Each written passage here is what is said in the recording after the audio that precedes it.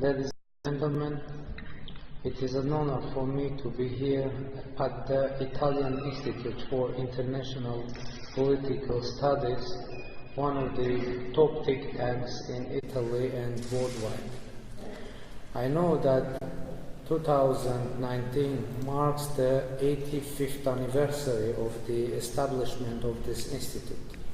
During its decades-long activity, combining policy-oriented research with an equally significant commitment to education, the Institute has gone through a volatile period of history, bringing its contribution to policy making worldwide.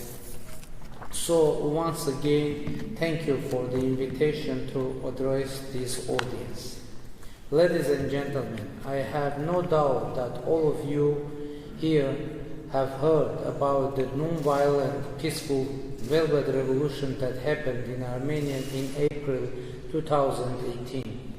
This revolution, being inner-driven without an outer support, was the hope of the Armenian people to reject decades-long era of corruption and fraud to establish the rule of law over the rule of power. Having assumed the responsibility to lead marches of protests, I clearly realized that in the history of the Third Armenian statehood, there has never been a time of greater promise and at the same time a potential peril. I clearly realized that I had no right to let all those people down, women and men, the young and the old, who were following me. We started a march of protests walking from Armenia's second largest city, Gyumri, to capital Yerevan. With every step bringing us closer to the capital, the responsibility was rising at twice the speed. And we succeeded. The Armenian people proved that they are strong when they are mobilized and united. With the Velvet Revolution, we managed to return the authority into the hands of the people. The next thing we did was the snap parliamentary election. Last December, we had parliamentary elections that were defined by our international partners as free, fair, democratic, and competitive. This was the first parliamentary elections in our country, the official results of which were not contested in constitutional court, and the first parliamentary elections, the results of which were unanimously adopted by all political forces and the public at large. After the elections, I clearly realized that the expectations of the people were very high. The promise of the revolution was quite big. We needed to translate the energy and excitement generated by wide-scale mobilization into the work of building democratic institutions. No doubt that in terms of value and aspirations of the people, democracy has won a landslide victory in Armenia. Today, democracy has already become a part of our identity. However, we realize that we need to strengthen democracy institutionally in order to make it irreversible. We need to protect democracy from those who want to make a revenge and turn the clock back. With this end in view, we launched reforms aimed at ensuring the rule of law, accountable governance, protection of fundamental rights and freedom. Today, in our reforms, we put emphasis on building our institutions, and the judiciary in this regard is of primary importance. It is well known that without a truly independent judiciary and public trust toward the judicial system, it is not possible to establish a fully functioning democracy and the rule of law, but that trust has to be earned. It has been broken for a long period of time and needs effort to be repaired. With the help of our international partner, we are on the track of earning it back. In this context, I want to emphasize the role of the European Union, which has become Armenia's primary partner in institution building and in implementing our reform agenda. The comprehensive and enhanced partnership agreement between Armenia and the European Union is of a particular importance to the end.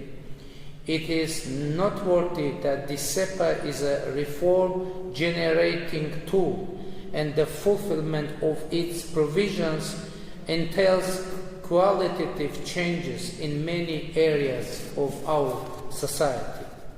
Dear friends, Italy is one of the historic bridges bounding Armenia with Europe. Today, it plays an important role in expanding cooperation and strengthening political, economic, and cultural relations between Armenia and the European Union. We value our friendly relations with Italy and intend to make every effort to move them even stronger and more substantive. Close ties between our peoples go deep into the history when Armenia and the Roman Empire were neighbors, as it is depicted in 4 ancient maps on the wall of the Roman Forum. Back in the 1st century BC, Armenia was even declared a friend and ally of the Roman people.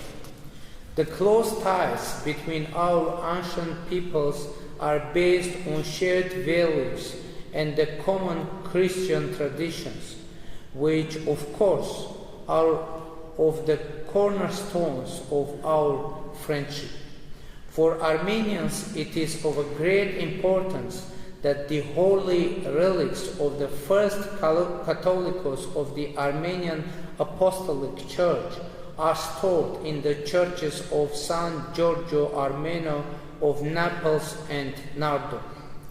One of the most important centers contributing to the renaissance of the Armenian culture is the modern era. In the modern era is the island of St. Lazarus in Venice, where the congregation of Mkhitariyats was founded 3 centuries ago. The congregation, which is still one of the major centers of Armenian studies, played an invaluable role in the enlightenment and cultural development of the Armenian people. It is yet another subject of common pride for us and Italians. This series can be continued indefinitely. Traditional friendship between our peoples have created strong foundation for the development of cooperation between our countries. Today we are determined to do everything possible for further deepening our relations. Trade and economic cooperation is an important component of our relations. Italy is Armenia's second largest trade and economic partner among the European countries. In the first 9 months of this year alone, trade between the 2 countries increased by 14%. The comprehensive and enhanced partnership agreement between Armenia and the European Union and Armenia's participation in the Eurasian Economic Union open up additional prospects for the development of cooperation between our 2 countries. The Armenian-Italian community is undoubtedly another factor contributing to our cooperation. We are grateful to the Italian government for taking care of the Armenian cultural heritage existing in Italy. And last but not least, we are grateful for the decision of the Italian Chamber of Deputies to recognize the Armenian genocide in April this year.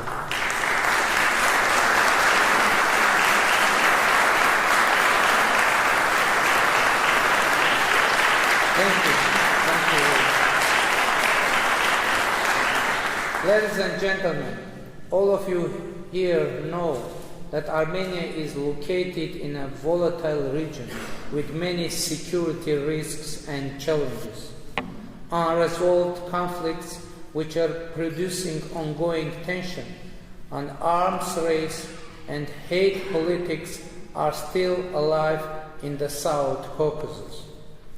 30 years after the fall of the Berlin Wall, 2 out of 4 Armenian borders, those with Turkey and Azerbaijan, have remained sealed for about 3 decades. By refusing to establish diplomatic relations with Armenia and overtly assisting Azerbaijan against Armenia and Nagorno-Karabakh, Turkey remains a serious security threat to Armenia and the Armenian people, who experienced the first genocide of the 20th century in Ottoman Empire and continue to face the fierce denial of truth and justice. Although the 2 other borders with our friends Georgia and Iran are open, however, in terms of economic efficiency, they can be considered only half open. Foreign policy challenges of our 2 neighbors limit the potential for external relations of our economy and undermine the possibilities for a full-scale regional cooperation. But the biggest security challenge for us is the Nagorno-Karabakh conflict. It still remains unresolved, becoming a source of permanent tension and threatening to escalate into another outbreak of hostilities. Anyone interested in Nagorno-Karabakh conflict should know the background of this conflict. This conflict is not a territorial dispute, as some have tried to present it in a simplified way. It is about the right to self-determination, human rights, and the physical security of the people that live there. The roots of the conflict date back to early days of Soviet Union, when an Armenian region with 95% of Armenian population was assigned to Azerbaijan by an arbitrary decision of the Communist Party. This happened as a result of an agreement reached between Bolshevik Russia and Kemalist Turkey in early 1920s. During the Soviet era, conflict was manifested by systematic and violent discrimination against the Armenian population, who formulated their bid for self-determination in 1988, just on the eve of the demise of the Soviet Union. In response to the aspiration of the Armenian of Nagorno-Karabakh, the authority, by the way, lawful aspiration, the authorities of Soviet Azerbaijan undertook severe measures to crack down on this movement with the use of police force. Ethnic cleansing with mass atrocities against Armenians were exercised in many areas of Nagorno-Karabakh and Azerbaijan. Then, as the Soviet Empire was in the process of disintegration, Azerbaijan, like other republics, started its withdrawal from the USSR. In accordance with the Soviet constitution, if a member republic declared its intention to to separate from the USSR, the autonomous regions under its jurisdiction were entitled to determine their own status, which included the secession from the Republic. Making use of the Soviet constitution, Nagorno-Karabakh Autonomous Region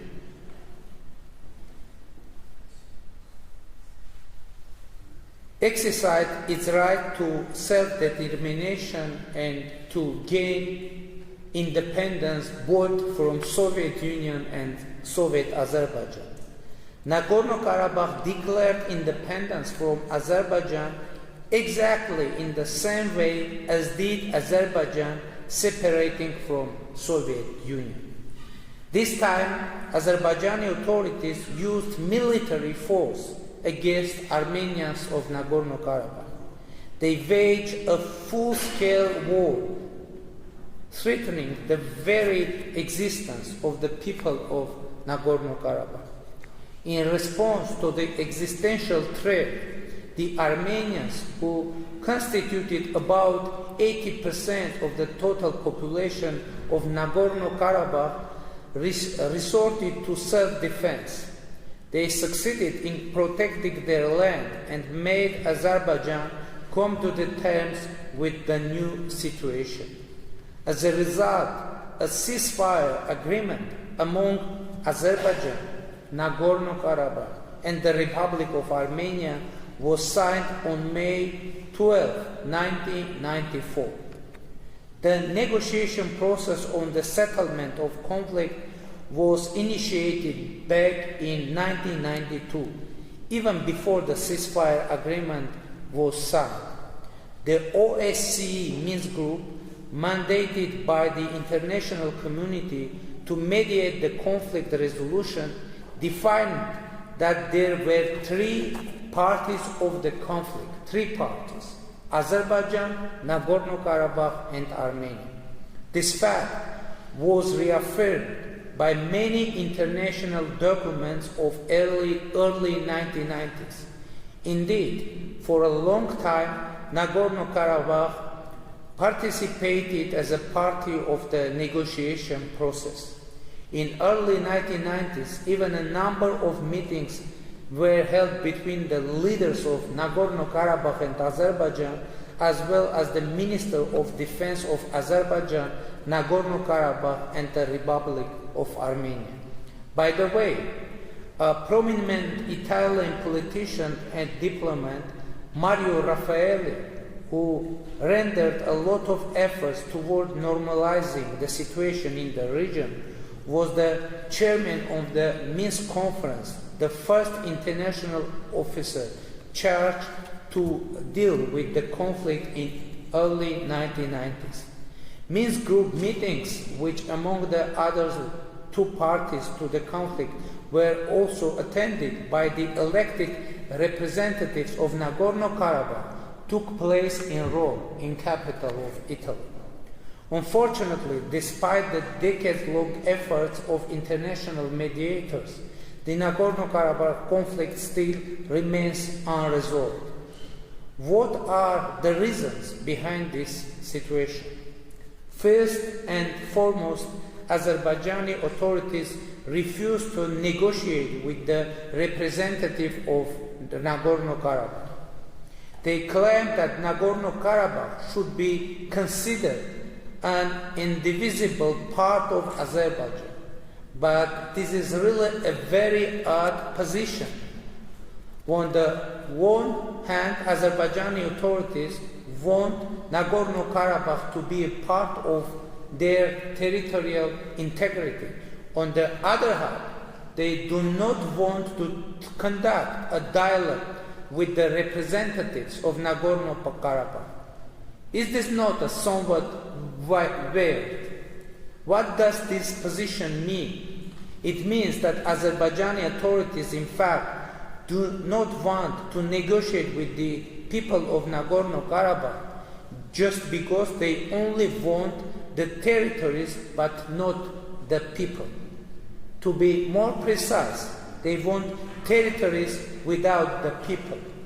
It means that they hope to resolve the conflict by military means, occupy the territory of Nagorno-Karabakh, conduct ethnic cleansings, and get rid of both Armenians and the problem itself. Military solution is not ruled out. That was a typical statement made by President Aliyev of many occasions. Anytime we can solve this issue by military means. That was the statement made by President of Azerbaijan Ilham Aliyev in January 2017 at the government meeting discussing the economic development of the country. We will increase our military power, and I believe that it is one of the most important factors on the negotiation. That was the statement made by President Aliyev on November 5, 2018. On another occasion, on December 17, 2018, he said that, I quote, "Our military forces and our power are the key factors among all factors for the resolution of the Nagorno-Karabakh conflict." End of quote. Indeed, there are many reasons to believe that the Azerbaijani authorities are preparing their society to a war. This is why they are inflaming anti-Armenian sentiments among their people. This is why they are spending enormous resources on armament. This is why the anti-Armenian hate speech has become actually official policy in Azerbaijan. This is why Armenophobia became a state policy in Azerbaijan. I will bring some concrete examples of that policy in action. Any foreigner who visits Nagorno-Karabakh is blacklisted by Azerbaijan. This list already includes more than 850 people. Citizens of any country who bear an Armenian surname or suspected to have Armenian ethnic origin cannot enter Azerbaijan. This was the case with a Bloomberg journalist of U.S. citizenship, Diana Markosyan, who was banned to enter Azerbaijan in 2011. In 2014, this was the case with the Turkish orchestra musician, Refer Noyan, who had an Armenian-like surname. In 2016, it happened with an 8-year-old child, Luka Vartanya, and in 2018, with an 80-year-old pensioner from Russia, Olga Barseva. In 2017, a woman of Armenian descent with her 4-year-old child was kept in the airport of Baku for 3 hours and then deported. This list can be continued, but probably the most notorious case happened with Arsenal, now Roma player Henrik Mkhitaryan, who missed the final match of Europe League in Baku, capital of Azerbaijan, just a few months ago. Azerbaijani authorities even banned T-shirts with Mkhitaryan's name, and people wearing them were stopped by the police on Baku streets. This policy sometimes has even ridiculous manifestations. Just a few days ago, a driver was detained in Baku merely for listening to an Armenian pop song. But the most tragic and cynical case was the one with Ramil Safarov, who murdered with an axe his Armenian classmate of a NATO seminar in Budapest. Safarov killed his Armenian classmate when classmate was asleep, and Safarov was sentenced to life imprisonment. Then extradited to Azerbaijan by the Hungarian authorities and returned to Azerbaijan, he was greeted as a national hero, pardoned by President Ilham Aliyev and released, promoted in military rank and gifted an apartment. Dear friends, notwithstanding all these circumstances, notwithstanding anti-Armenian policy of the Azerbaijani authorities, Armenia is taking concrete steps toward finding a mutually acceptable solution to the conflict. With this end in view, about 1 year ago, I publicly stated that any solution to the Nagorno-Karabakh conflict must be acceptable for the people of Armenia, people of Nagorno-Karabakh, and the people of Azerbaijan. I was the first Armenian leader who voiced such a position, and I was heavily criticized in my country for such a formula which places the three parties of the conflict on an equal footing. Nevertheless, I strongly believe that this is the only way to the peaceful and lasting settlement of the conflict, because it offers a possibility for compromise, mutual respect, and balance. In order to move forward, I expected a similar statement from Azerbaijan. Should we hear such a statement from President Aliyev, this would be a real breakthrough in the negotiation process. However, the highest authorities of Azerbaijan remain on their position, which aims at a solution of the conflict acceptable only for the people of Azerbaijan. It gives me an additional reason to believe that Azerbaijan is nursing hopes to resolve the conflict by military means and doesn't want to find a solution at the negotiation table. However, the Azerbaijani authorities should understand that there is no alternative to the peace talks and the peaceful solution to the problem. First of all, it is absolutely useless to speak with Artsakh, with Nagorno-Karabakh and Armenia in a language of threat. It's a path to nowhere. Azerbaijan once tried to speak the language of violence force with the people of Nagorno-Karabakh and faced serious consequences despite its huge superiority over Nagorno-Karabakh in terms of both population and the armament. Attempts to avenge this military failure will not lead to anything good. A military escalation in our region will have disastrous consequences with even a global impact. Apparently, Azerbaijan being engaged in hostilities would provide a fertile ground for those terrorists who lost ground in Syria and Iraq and now are looking for new territories to set up their operations. Geographically, Azerbaijan could become a perfect basis for them to penetrate in all four directions, to the south, to the north, to the east, and to the west. Dear friends, the Nagorno-Karabakh is a very complicated and painful issue for the peoples of the region. It is impossible to settle it without hard and consistent work, without a compromise, mutual respect, and balance. But if we took responsibility for the future of our peoples, we must make efforts to achieve real changes. I mean, government of Azerbaijan, government of Nagorno-Karabakh, and government of Armenia.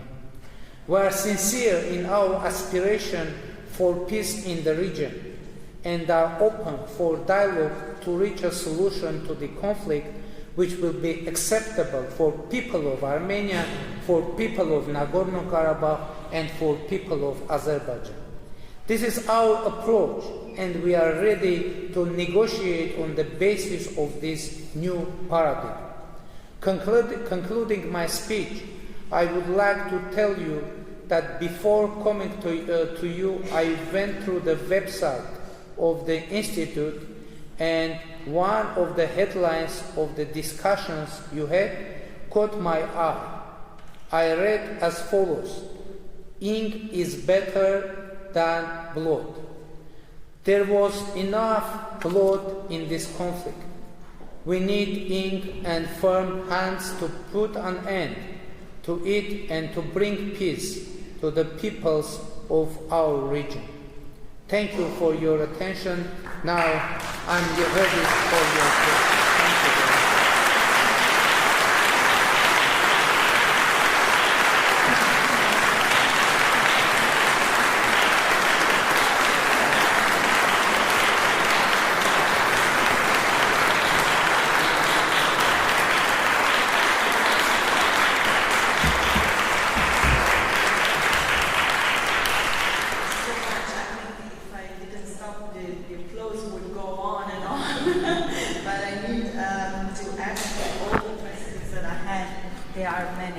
Because there are many issues in your domestic and foreign policy that I would like to tackle.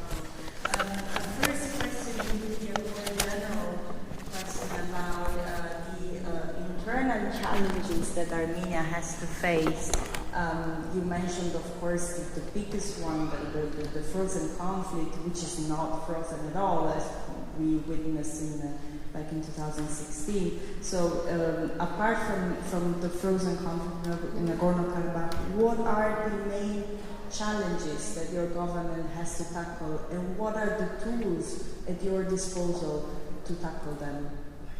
Thank you very much. I would mention only one major challenge for us, and from my point of view, most important challenge.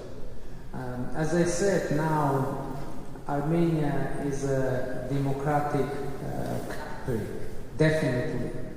But I think that our democracy now is kind of emotional democracy, and it like a vague democratic.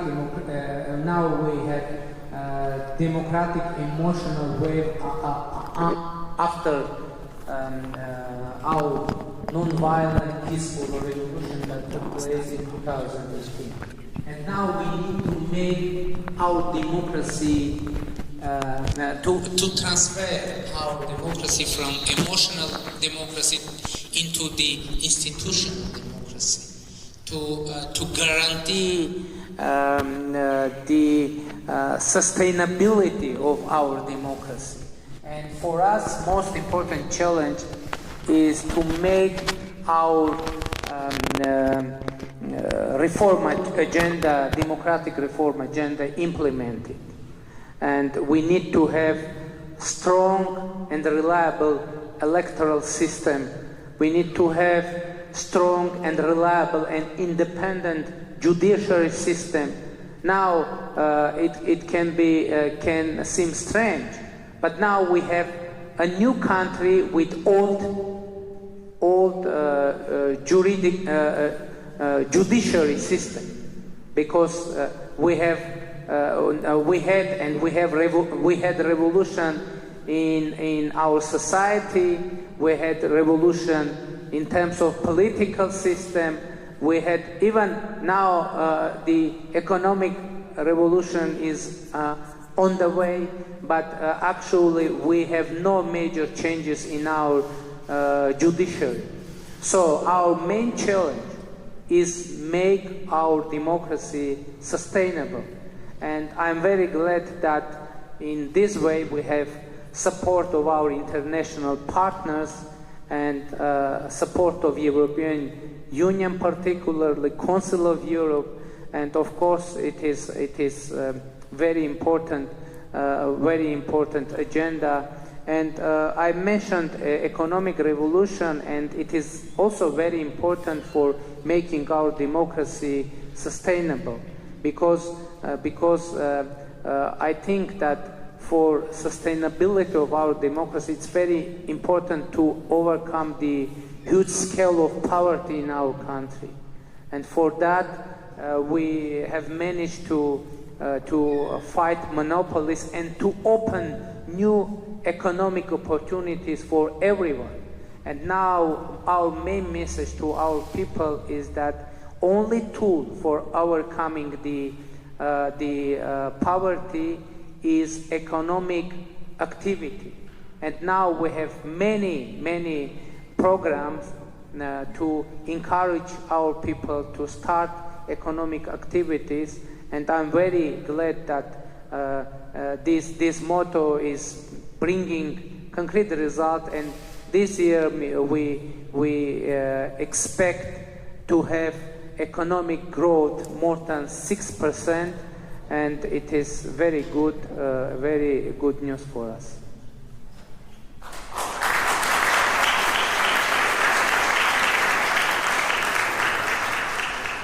Well, you mentioned the important role that external actors play, and especially the EU, and you mentioned also the SEPA agreement. So I would like to ask you, what are the dimensions that could be improved? What is Armenia expecting from the EU?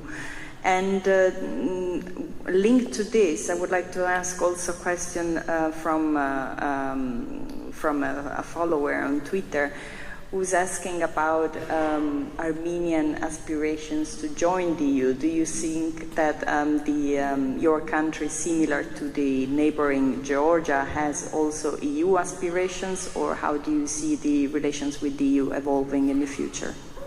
You know that Armenia is a member of the European Economic Union. And in our agenda, we have no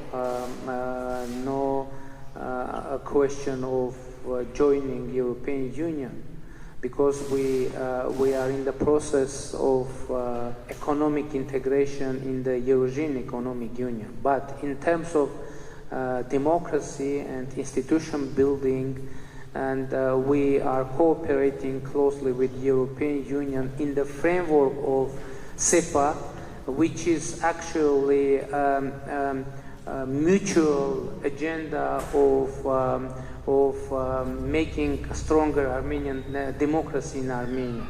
And by the way, I would like to stress that democracy for us isn't something that was brought or was imported from anywhere to Armenia, because it is very important to understand. Despite I know that many countries or many institutions are very suspicious about the revolution in Armenia, but it is very important to state that it was a totally inner-driven process, totally domestic process, and there was no one foreign force engaged in our revolution. And by the way, my belief is that is the most important reason that we have managed to make this revolution totally peaceful, totally, without any victim, without any violence. And it is very important to understand that democracy is in mind of our people. Democracy is like our national value, and it was showed within our revolution when 100,000 people stood up for democracy, for rule of law, and for fighting corruption, and for making Armenia as a real democracy. And I'm very glad that now Armenia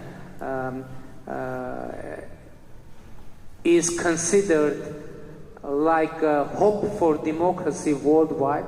And I would like to assure you that we will address the hopes of international community for making democracy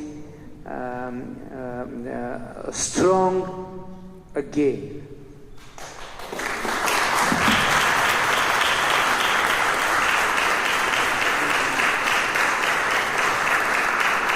So let's talk about another international player, which is very important, not only in Armenia, the US. And recently, the US's government recognized the Armenian genocide, and that was a decision that, you know, it took over 30 years for the US's government to achieve.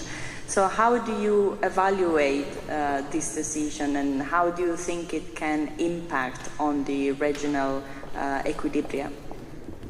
Yeah, of course, it is a very important decision, and but I would like to stress that in United States the recognition process was going on for many years because state senates and houses were recognizing the Armenian genocide, and if I'm not mistaken, all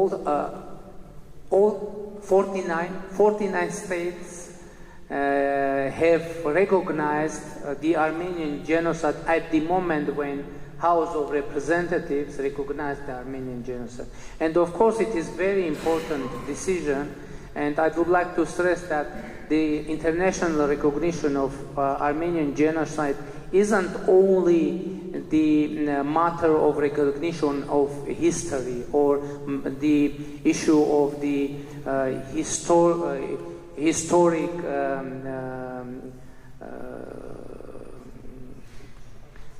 judiciary. Yeah?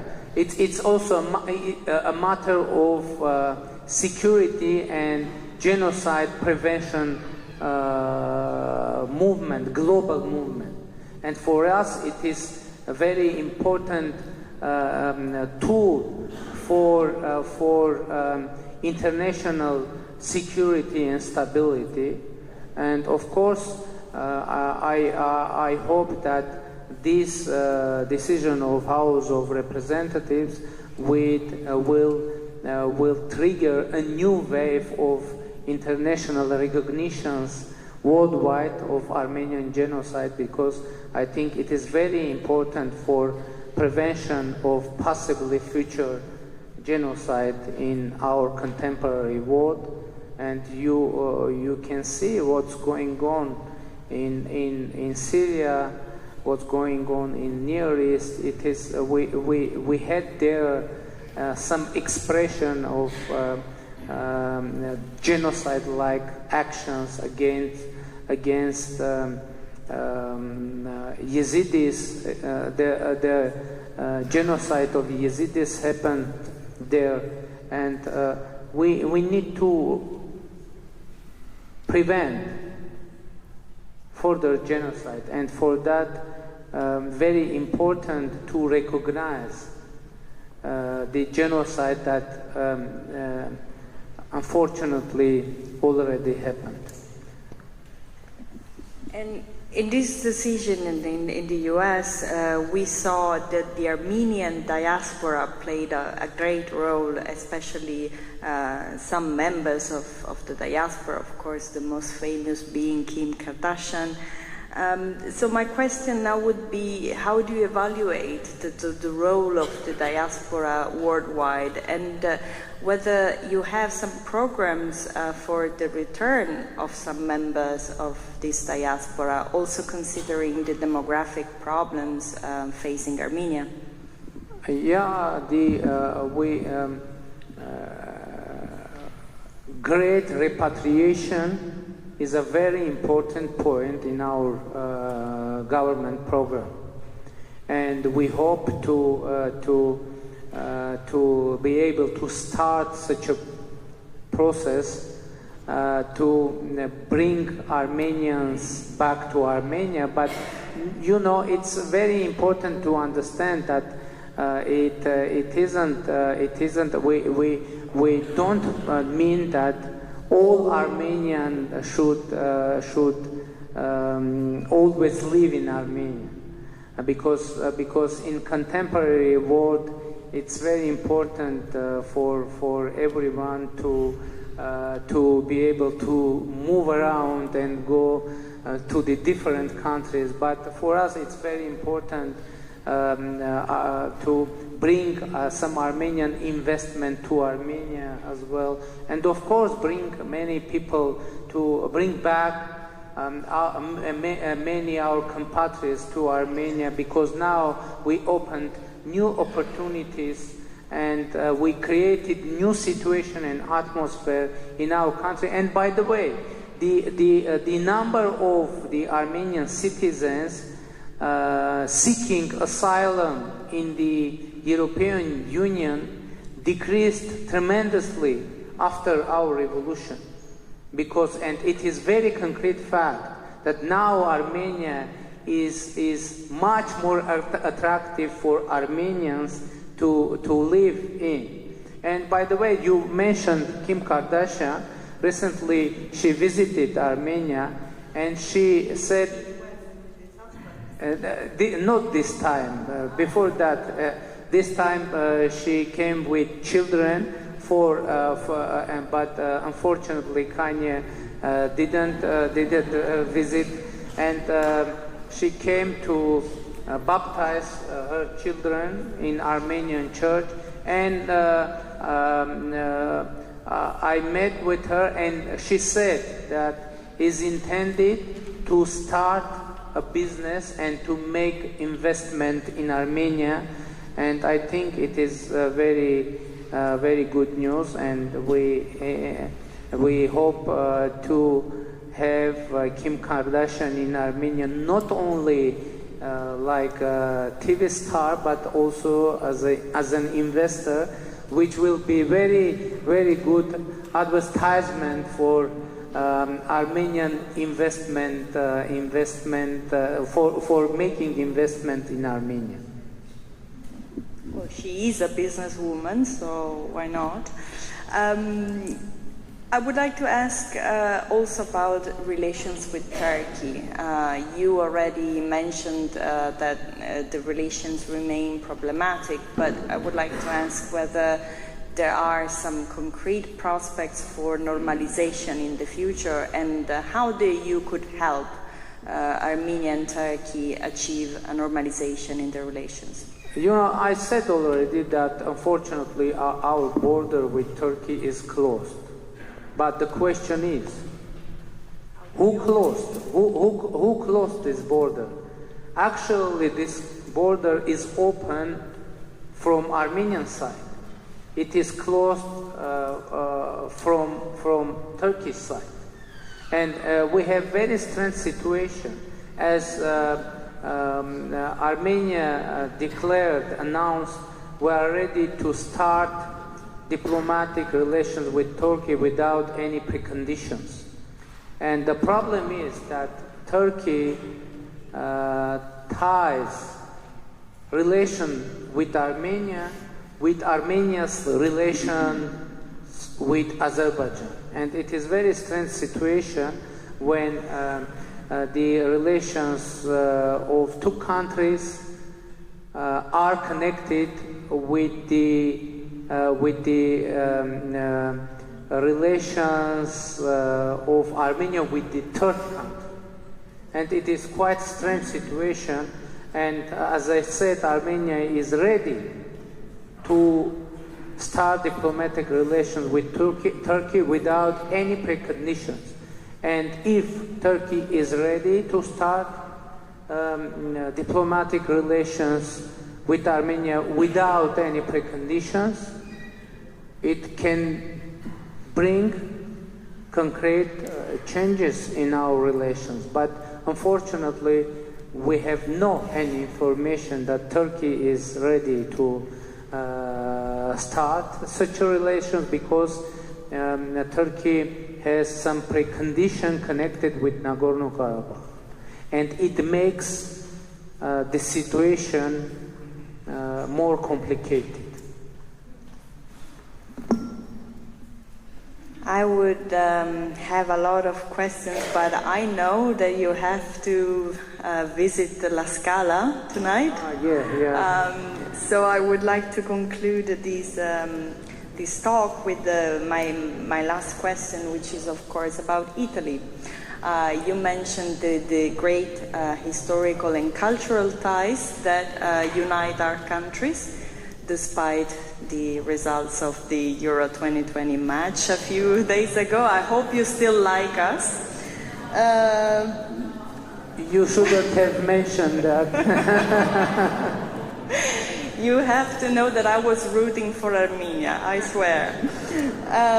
So I would like to ask about the relations between the two countries. What are the dimensions that could be strengthened? What could Italy do in particular for Armenia? Invest in Armenia, first of all. And recently I'm very glad that during last month we have 2 Italian companies and in Armenia started activities in Armenia, one in textile, another in ceramics, and it is very important move, and we hope to attract some investment from Italy to Armenia, because it is very, I've mentioned about the European Union, because due to some troubles, economic troubles, sanctions, etc. with Russia, and Italian business could invest in Armenia to have easy access to the Russian market, to the market of European Economic Union, and of course, we hope to have more economic ties with Italy. But I should mention once again that Italy is the second biggest trade partner for Armenia in European Union. But we hope, and only this year, we have 14% of growth in bilateral trade. But we hope Italy to become first trade partner, economic partner in European Union, but not in expense of other partners, but in the process of growing our economic ties and relations. And one more time, I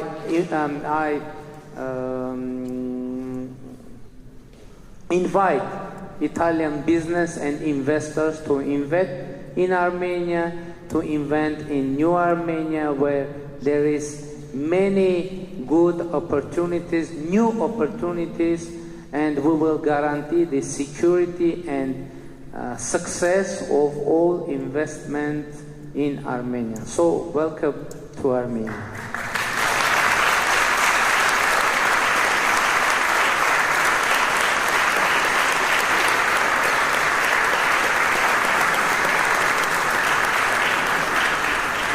I can personally say, apart from safety of investments, also great food and very warm people are guaranteed in Armenia.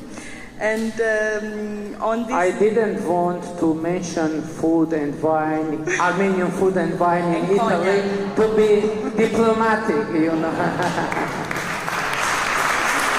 But I'm very glad you mentioned that.